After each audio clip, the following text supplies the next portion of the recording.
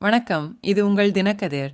மே 11 ஆம் தேதி பாமக நடத்த திட்டமிட்டுள்ள சித்திரை முழு நிலவு பேரணி மற்றும் மாநாட்டின் போது விரும்பத்தகாத சம்பவங்கள் ஏற்பட வாய்ப்புள்ளது என்ற கவலைகள் அதிகரித்து வரும் நிலையில் பொது ஒழுங்கு பராமரிக்கப்படுவதை உறுதி செய்ய சென்னை உயர் நீதிமன்றம் தலையிட்டுள்ளது. சட்டம் ஒழுங்கு சீர்குலைவை தடுக்க முன் விதிக்கப்பட்ட அனைத்து நிபந்தனைகளையும் முழுமையாக பின்பற்றுவதாக காவல்துறைக்கு முறையான உறுதிமொழி அளிக்குமாறு நீதிமன்றம் கட்சிக்கு உத்தரவிட்டது. இந்த உத்தரவு நீதிபதிகள் என் மாலா மற்றும் ஜி அருள்முருகன் ஆகியோர் அடங்கிய டிவிஷன் பெஞ்சிலிருந்து வந்தது. அவர்கள் நிகழ்வை தடுக்க கோரிய பொது நல வழக்கை விசாரித்து உத்தரவுகளை பிறப்பித்தனர். திருப்போரூர் அருகே திருவிடந்தை என்ற இடத்தில் இந்த மாநாடு நடைபெற உள்ளது. மேலும் இதுபோன்ற கூட்டங்களில் கட்சியின் கடந்த கால பதிவுகள் காரணமாக அச்சங்களை எழுப்பியுள்ளது. தனது தீர்ப்பில் போலீசார் விதித்த நிபந்தனைகளை கண்டிப்பாக பின்பற்றுவதை உறுதி செய்யும் வகையில் வடக்கு மண்டல காவல்துறை தலைவரிடம் பாமக ஒரு உறுதிமொழியை சமர்ப்பிக்க வேண்டும் என்று நீதிமன்றம் கூறியது.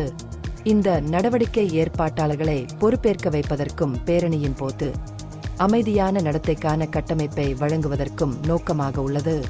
கூடுதலாக நிகழ்வில் பங்கேற்பாளர்கள் யாரும் ஆயுதங்கள் அல்லது வெடிமருந்துகளை வைத்திருக்கக்கூடாது என்பதை உறுதிப்படுத்துமாறு நீதிமன்றம் PMK ஏற்பாட்டாளர்களுக்கு அறிவுறுத்தியது.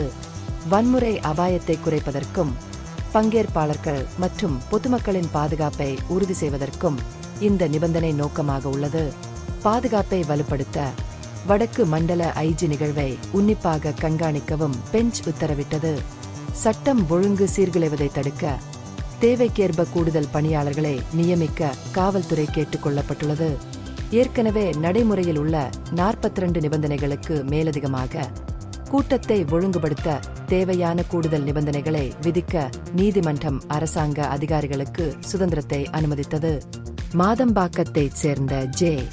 முத்துக்குமார் தாக்கல் செய்த பொதுநல மனுவில் 2013ஆம் ஆண்டு இதேபோன்ற PMK பேரணியின் போது ஏற்பட்ட பெரிய அளவிலான வன்முறை மற்றும் பொது சொத்து சேதத்தை எடுத்துக்காட்டப்பட்டது. சித்திரை பௌர்ணமி விழாவுடன் இணைந்து நடைபெறும் இந்த நிகழ்வை அதிகாரிகள் அனுமதிப்பதை தடுக்க வேண்டும் என்றும் இதனால் கடந்த கால சம்பவங்கள் மீண்டும் நிகழும் என்ற அச்சம் நிலவுகிறது என்றும் மனுதாரர் நீதிமன்றத்தை வலியுறுத்தினார். இந்த பகுப்பாய்வு நுண்ணறிவுள்ளதாக கண்டால் முக்கியமான அரசியல் முன்னேற்றங்கள் குறித்த கூடுதல் புதுப்பிப்புகளுக்கு லைக் செய்யவும், ஷேர் செய்யவும், சப்ஸ்கிரைப் செய்யவும். இது உங்கள் தினக்கதிர். நன்றி.